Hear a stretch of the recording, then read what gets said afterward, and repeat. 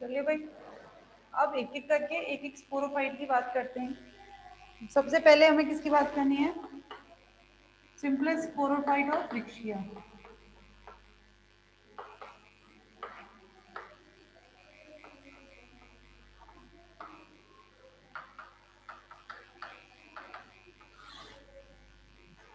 Simplest sporophyte और primitive sporophyte of रिक्शिया। दरअसल रिक्शिया के 3-4 पॉइंट जो हमें बात करनी है यहाँ पर। सबसे पहला बात कि इसका जो स्पोरोफाइट है, यानी कि केवल only capsule are present. Only capsule are present. Foot और सीटा क्या है? एब्सेंट।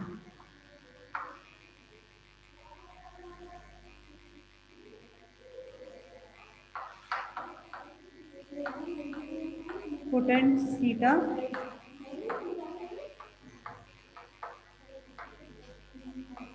Are absent. फुट और सीटा क्या होते हैं? इसमें एब्सेंट होते हैं। Only capsule are present. ठीक, इसके अलावा इसके कैप्सूल वाले रीजन में, कैप्सूल वाला क्योंकि फुट और सीटा प्रेजेंट नहीं है, तो गैमेटोफाइट पर कैसे है? तो capsule is embedded, capsule is embedded in the gametophyte.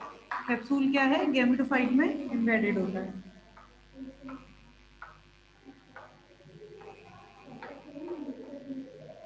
Capsule is embedded in the gametophyte. अगर इसमें मैं बात करूं फर्टाइल की, तो स्पोर्स आर प्रेजेंट।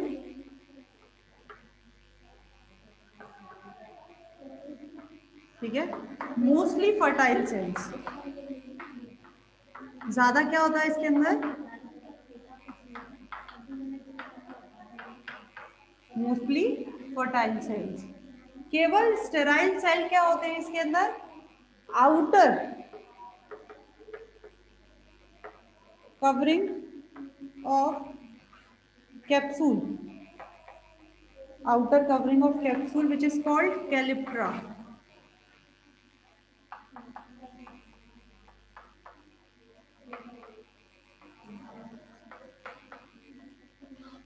जो कैप्सूल की आउटर कवरिंग है, जिसे हम क्या कहते हैं? Calyptra. It is a sterile part.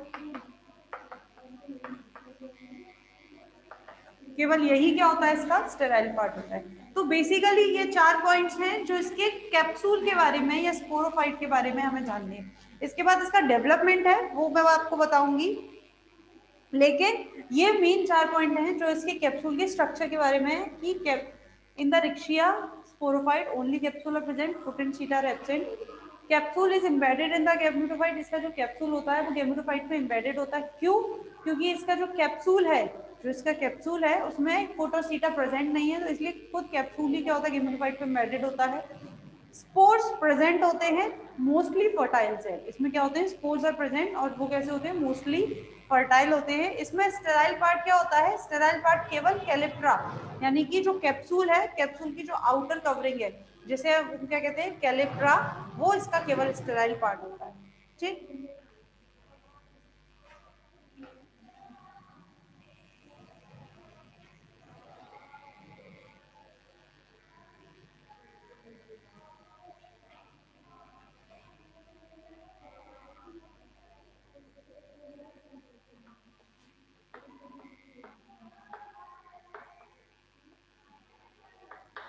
इसके डेवलपमेंट की अगर मैं बात करूं आपसे, डेवलपमेंट, तो डेवलपमेंट कैसे होता है?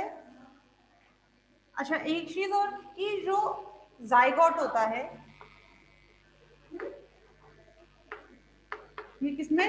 ऊस्पोर में कन्वर्ट होता है। ऊस्पोर क्या है? दरअसल जाइगोट के ऊपर एक थिक कवरिंग होती है। जाइगोट के ऊपर एक थिक कवरिंग का आ जाना विच इज कॉल्ड, उसे किसमें कन्वर्ट कर देता है? ऊस्पोर में। तो दरअसल क्या है? ये इसका ऊस्पोर है। इसके डेवलपमेंट के टाइम पे सबसे पहले होता है इसमें एक ट्रांसवर्स डिवीजन, देन उसके बाद होता है इसमें एक ट्रांसवर्स डिवीजन के साथ वर्टिकल डिवीजन। ये बन जाती है 4 सेल स्ट्रक्चर। ठीक है, जो ऊस्पोर है ये इस oospore में डेवलपमेंट शुरू होता है। इसको हम एम्ब्रियो पार्ट भी कह सकते हैं कि जब oospore में डेवलपमेंट शुरू हो जाता है तो उसे हम एम्ब्रियो कह देते हैं। तो oospore में डिवीजन हुआ, first transverse division and then vertical division, तो टोटल 4 सेल स्ट्रक्चर बन गई। और 4 सेल स्ट्रक्चर बनने के बाद इसमें नंबर ऑफ डिविजन होते हैं, बहुत सारे डिवीजन होते हैं, नंबर ऑफ डिवीजन, जिसकी वजह से इसके अंदर नंबर ऑफ सेल्स बन जाती हैं। ये नंबर ऑफ सेल्स को, अब इस नंबर ऑफ सेल्स में आप लगा सकते हो, मान लो 20 to 30 सेल्स, ठीक है। नंबर ऑफ सेल्स फॉर्म, मतलब नंबर ऑफ सेल्स में हमने ले लिया 20 to 30 सेल्स। अब इसमें होते हैं क्या, पेरी क्लाइनल डिवीजन, ठीक है। इसमें क्या होगा, पेरिक्लाइनल डिवीजन। और पेरिक्लाइनल डिवीजन में आपको अगर याद हो तो मैंने कहा था नंबर ऑफ लेयर्स बनती है, ठीक है। एंटीक्लाइनल में नंबर ऑफ सेल इंक्रीज होते हैं, जबकि पेरिक्लाइनल डिवीजन में नंबर ऑफ सेल लेयर्स बनती है। तो देखिए एक लेयर और ये इसकी दूसरी लेयर। सबसे बाहर की जो लेयर है इसे कहते हैं हम एम्फीथीशियम,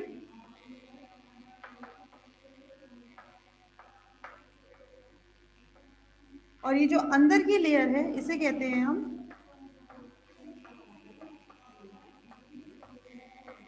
एंडोथीशियम, ठीक है। बाहर की जो लेयर है इसे कहते हैं हम एम्फीथीशियम, अंदर की जो लेयर है उसको कहते हैं हम एंडोथीशियम। जो एम्फीथीशियम वाली लेयर है, जो ये एम्फीथीशियम, दो लेयर्स होती है, मैंने कहा नंबर ऑफ सेल्स बनती है, पेरिक्लाइन डिवीजन होने के बाद ये नंबर ऑफ सेल किस में अरेंज हो जाती हैं, इन द लेयर्स। तो जो बाहर की लेयर बनती है इसे कहते हैं हम एम्फीथीशियम, और अंदर की जो लेयर बनती है इसे कहते हैं हम एंडोथीशियम। एम्फीथीशियम जो लेयर होती है, दिस इज द स्टेराइल, ये कैसी होती है, स्टेराइल लेयर होती है, और ये क्या बनाती है, कवरिंग, और कह सकते हो जैकेट ऑफ कैप्सूल, क्या बनाएगी, कवरिंग या फिर जैकेट, ठीक है। जबकि जो एंडोथीशियम की लेयर है, जो एंडोथीशियम की लेयर है ये आगे डेवलप करती है, और ये डेवलप होने के बाद क्या बनाती है, ये बनाती है archesporial cell, archesporial cell, spore mother cell और स्पोर, ठीक है। जो एंडोथीशियम वाली लेयर है, ये एंडोथीशियम वाली लेयर क्या बनाती है, आर्के स्पोरियल सेल, आर्के स्पोरियल सेल से स्पोर मदर सेल, और स्पोर मदर सेल से क्या बन जाते हैं, स्पोर फॉर्म हो जाते हैं। क्लियर बच्चों, डेवलपमेंट आपको आया समझ में, कैसे होता है।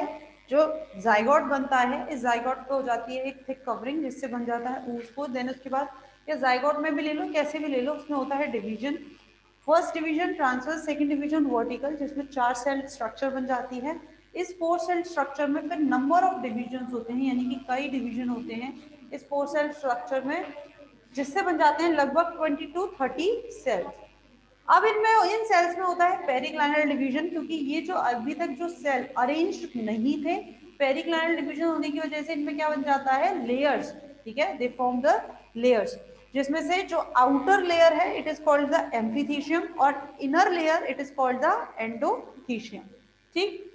एम्फीथीशियम जो होती है it is a sterile layer, और ये क्या बनाती है, आपकी कवरिंग बनाती है, जैकेट बनाती है। The amphithecium it is a sterile layer and it form the covering और जैकेट। जबकि जो एंडोथीशियम होती है ये कैसी लेयर होती है, ये फर्टाइल लेयर होती है, जो क्या बनाएगी, स्पोर्स बनाएगी। कैसे, एंडोथीशियम कन्वर्ट होती है आर्के स्पोरियल सेल में, आर्के स्पोरियल सेल स्पोर मदर सेल, और स्पोर मदर सेल किसको, स्पोर फॉर्म करते हैं।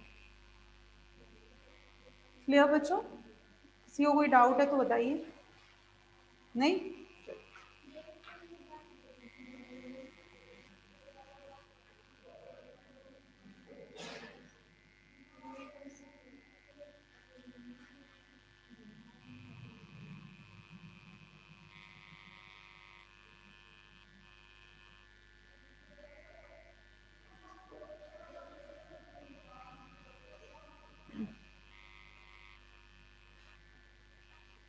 ये तो बात हो गई किसकी, सबसे पहला सिंपल स्पोरोफाइट रिक्शिया।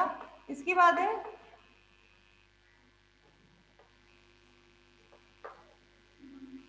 स्पीरोकार्पस। अगला है स्पीरोकार्पस। स्पीरोकार्पस का डेवलपमेंट इतना हमें ना तो हमने पढ़ना है और ना पता है। स्पीरोकार्पस के डेवलपमेंट में केवल इतना है कि हमने कहा कि ये बात हमने पहले कह दी कि रिक्शिया से कहाँ स्पीरोकार्पस, तो नंबर ऑफ स्टेराइल सेल बढ़ेंगे।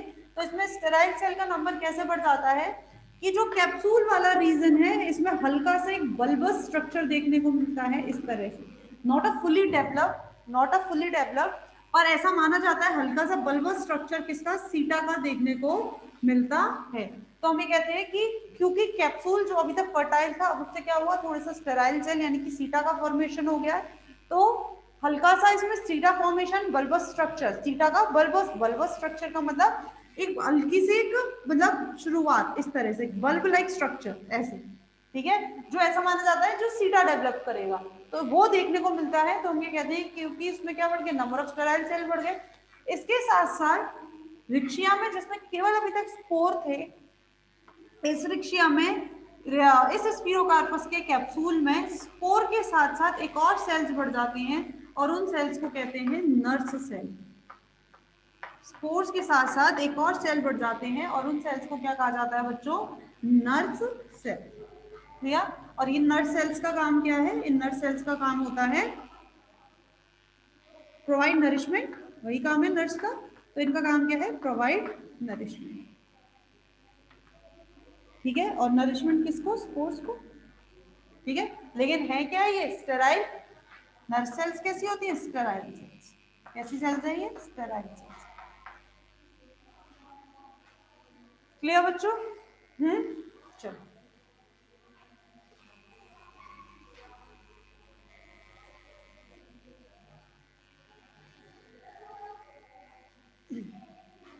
अब इसके बाद ये बात हो गई किसकी, स्पीरोकार्पस की। अगला है आपका स्पीरोकार्पस के बाद इंटरमीडिएट कॉम्प्लेक्स स्ट्रक्चर।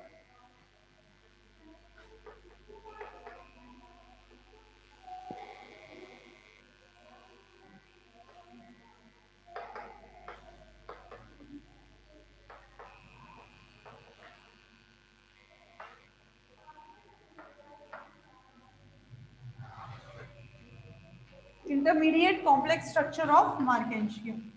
किसका स्पोरोफाइट, मार्केंशिया का स्पोरोफाइट। मार्केंशिया में एक फुली डेवलप्ड मिलता है हमें, मार्केंशिया के अंदर फुली डेवलप्ड मिलता है कैप्सूल, सीटा और foot. Number of sterile cells बढ़ गए, क्यों, क्योंकि कैप्सूल वाला रीजन तो कैसा है, फर्टाइल है, लेकिन सीटा और फुट तो क्या है, स्टेराइल है, ठीक है। इसके साथ साथ जो कैप्सूल वाला रीजन है ये पूरी तरह से फर्टाइल नहीं है, क्यों, क्योंकि इसमें स्पोर्स तो मिलते ही हैं, लेकिन स्पोर्स के साथ साथ एक और चीज मिलती है विच इज कॉल्ड इलेटर्स। स्पोर्स के साथ साथ एक और चीज मिलती है जिसे हम क्या कहते हैं, इलेटर्स। इलेटर्स क्या है, basically they are the spiral, they are the spiral shaped structures, इस तरह से, ठीक है। What is the elaters, elaters are spiral shaped structures, और इनका काम क्या होता है, दे आर हाइग्रोस्कोपिक, ठीक है। ये जो इलेटर्स हैं they are the spiral shaped structures, और इनका काम क्या होता है, ये हाइग्रोस्कोपिक होते हैं, और हाइग्रोस्कोपिक का मतलब क्या है, मॉइस्चर और वाटर एब्जॉर्बिंग,